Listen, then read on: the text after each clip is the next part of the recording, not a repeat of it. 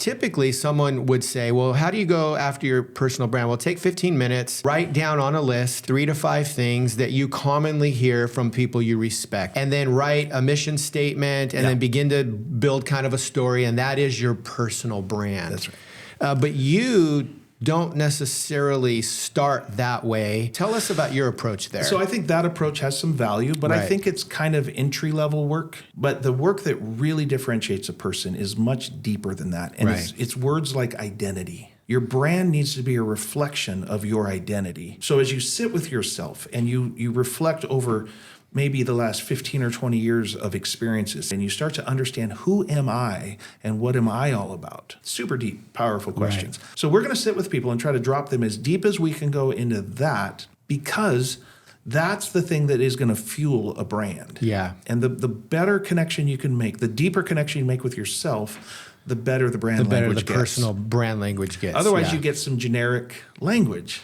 Like, everybody wants to be open and curious and integrous and vulnerable. And those are good. All the values that everyone wants to have. Those are just virtues. Yeah. You're being a good human. Yeah. But I want you to have a specific aroma. It works the same way marketing works. In a lot of poor quality marketing, they're trying to cast as large a net as possible. Right. My product works for everyone.